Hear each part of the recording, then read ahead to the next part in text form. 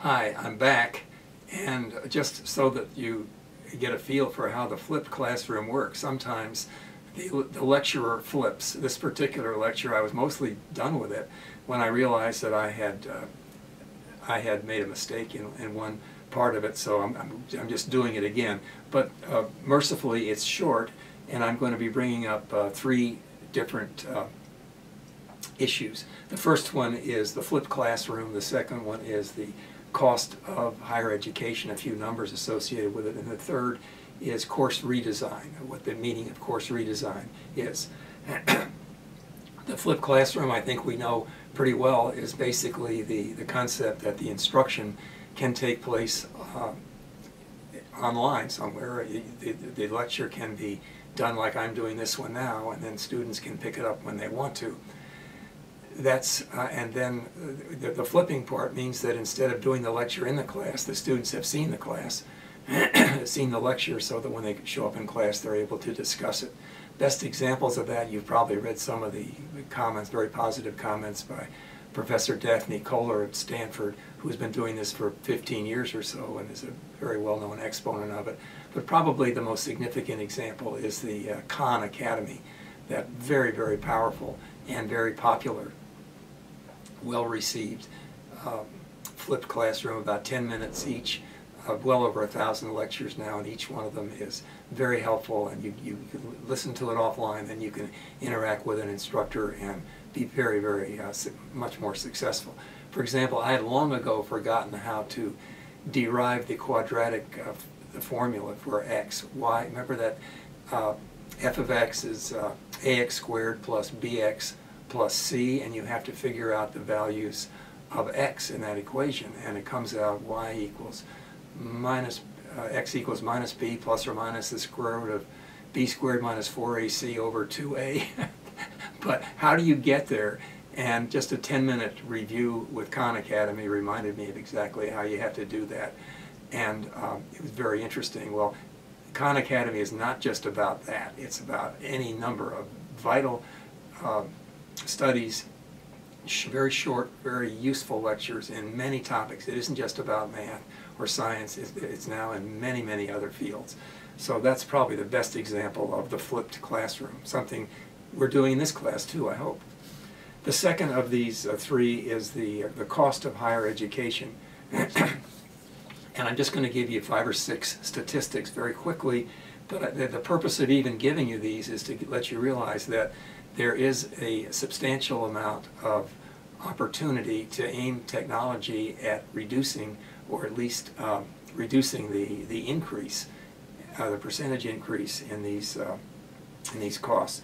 The big number is how much does a college cost every year, and that's a number in the range close to $500 billion, about $500 billion in a year, and the federal and state government actually pay about a third of that. The state government puts in about 80 billion, and even though it's less than it used to be, quite a lot less, still 80 billion is a good amount, and the federal government puts in considerably more than that in terms of Pell Grants and various loan guarantees and R&D and tax advantages. So between them, they are certainly trying to offset that very high cost. The next number is probably the one you've heard more than any other, and that is what's the rate of increase in tuition. And that number is roughly, tuition over the last couple of decades has risen at roughly twice the rate of inflation. So inflation last year was about 2%, and tuition went up around 4%. Lately it's been far more, the increase has been higher in public schools than in private schools. And that's a number, I think, to remember. The College Board is the one that provides those numbers, and they're interesting, and they're also, I think, indicative.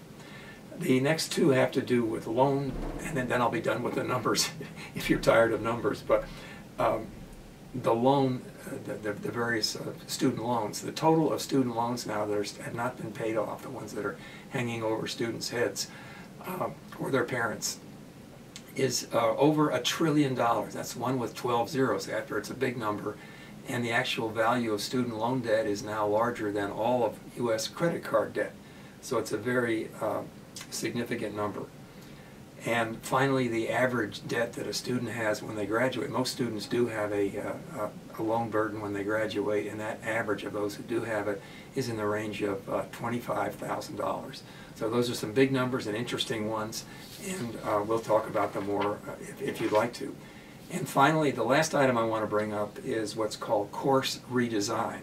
As you can tell from what I've written in my various articles and also in what I've been describing in class, I think there are about a half dozen or so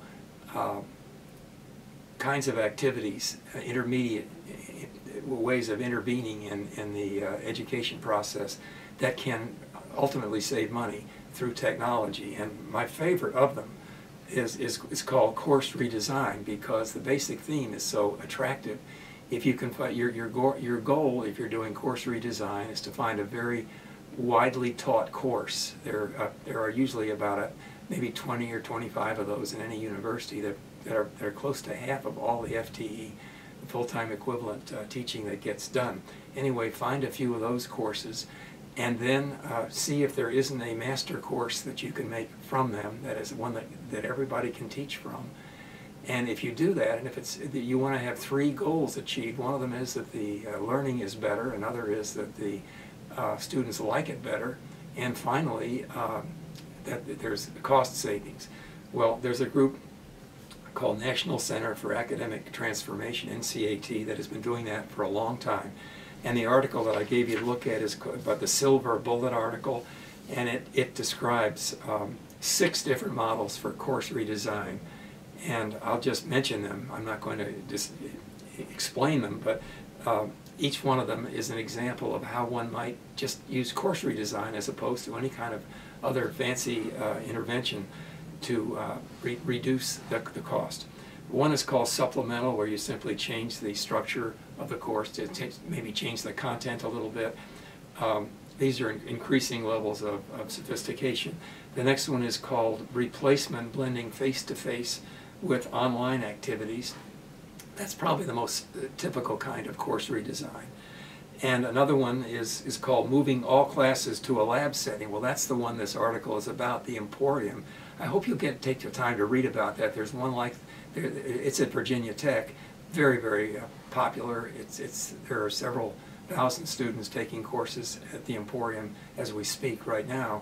And it's turned out to be a very useful way of getting a lot of information to students with not too many classroom experiences. They get plenty of other classroom experiences, but for these courses, they're almost entirely online. As you read about it, I think you'll find it's a very interesting concept, now also being replicated at University of Alabama and other places.